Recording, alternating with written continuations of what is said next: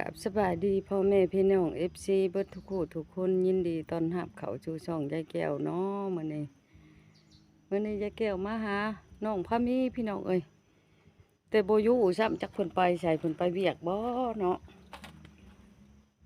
ก็เลยว่ากระเทินได้มาแหละสิอนามัยเดินบ้านให้น้องก่อนกระเทินได้มาแหละน้องบ่อยู่ซ้ำพี่น้องเอ้ย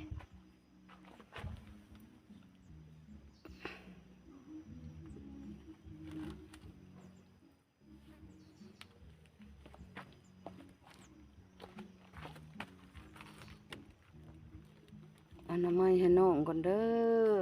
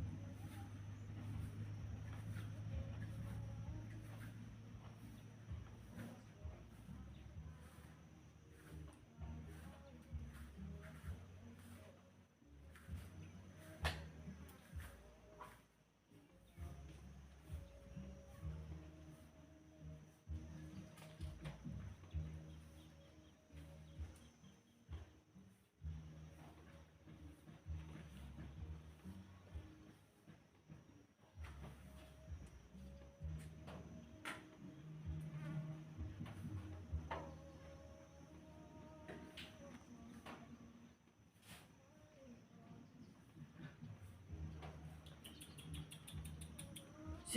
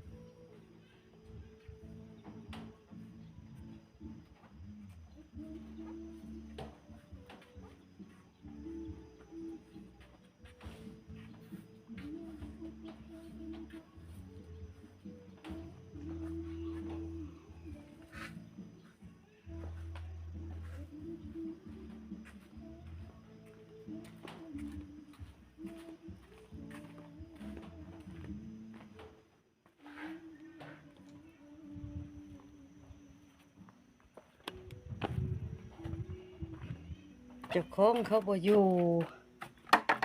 ป้าก็มาหลักอนามัยให้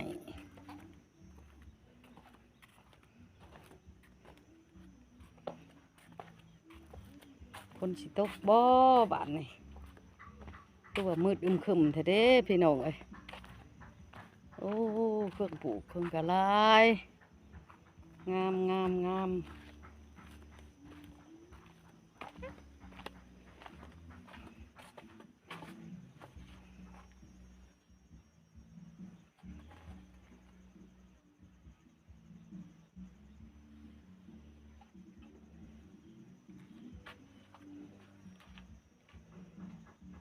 อันนี้คือเฮือนน้อง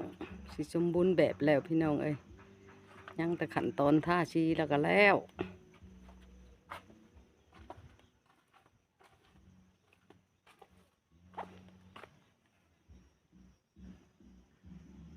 เป็นบุญหูบุญตา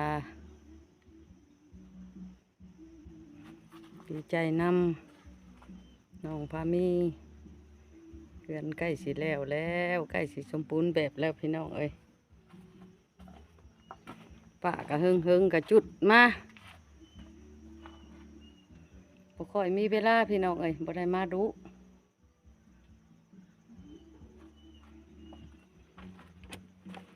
พาเลาะก่อนเด้อ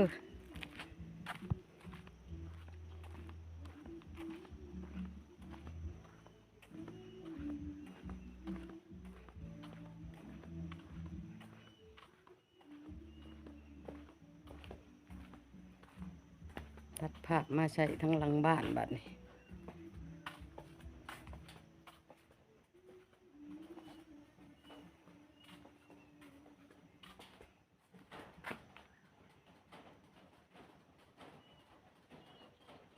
เสียงไปสังเด้บ้านนี้คือสังกะสีตกบดาบอยู่คือเสียงฝนตกมันบ่แม่นฝน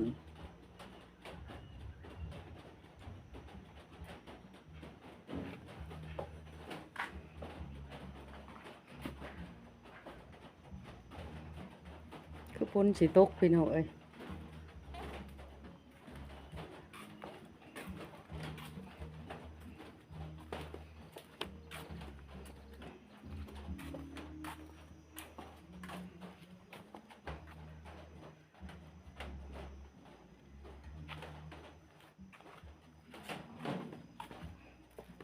ปลาอยู่ใส่แล้วเด้ไม่พอยบาดนี่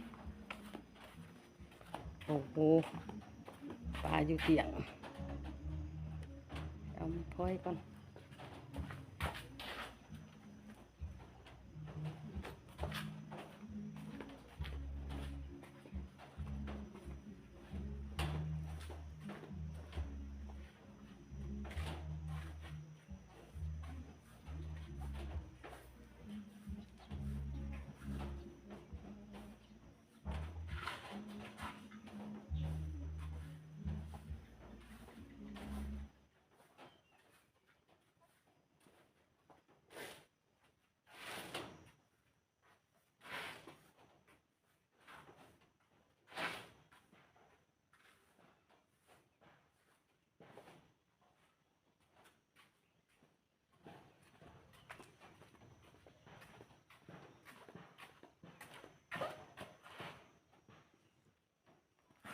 แดดพี่น้องเอ้ยแดดขี้ฝนช่ำแดดสิเอา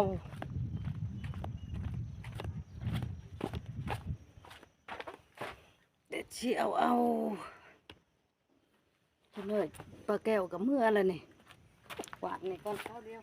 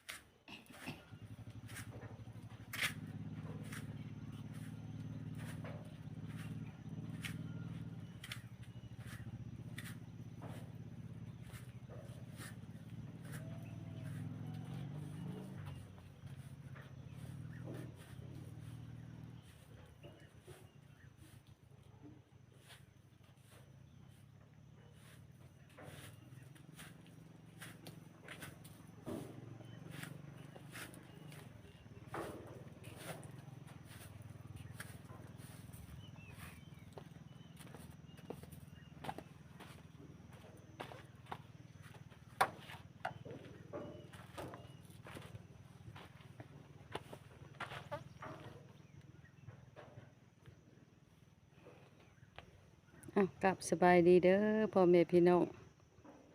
ตอนนี้ก็แดดเที่ยงผ้าพี่น้องเอ้ยยายแก้วก็ขอจบคลิปก่อนเด้อสิได้กลับก่อนอนามัยถาน้องหักบ่เห็นมาจักเทื่อสงสัยน้องไปเวียกบ่จักขอขอบใจหลายๆเด้อขอจบคลิปก่อน